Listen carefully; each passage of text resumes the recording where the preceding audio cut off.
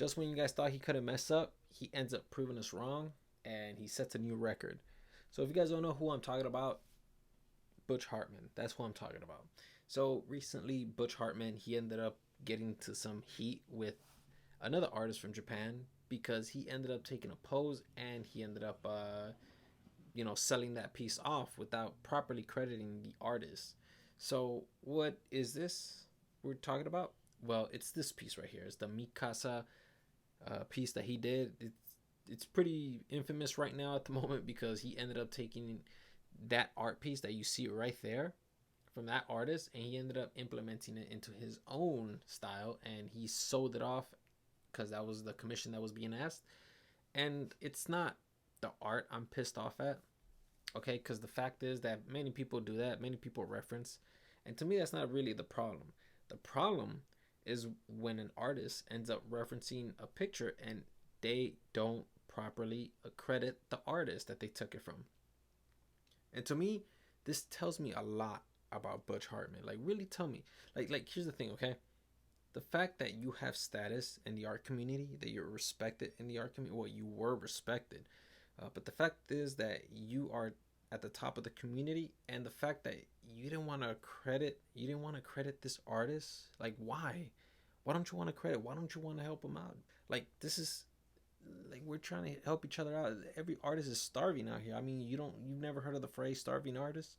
Like, there's so many artists out here that are starving, and you're not gonna credit the artist just because you don't want to give him any clout. And I know that a lot of people at the top, they don't like giving people clout because obviously that's a lot of power. They don't want to give somebody just they don't want to give it to anybody. But and I don't know why. Sometimes it's because they want to be responsible with it, or sometimes they just don't want to because they don't want to share that power with anybody. So I feel like that's what's going on right here because I don't know. That's just the impression I get from Butch. So Butch, if you really want to clean your name and you want to like look better, you got to start doing that, man. You got to start crediting people, start bringing people up because it doesn't seem like you care too much about another artist. And to me, that matters a lot.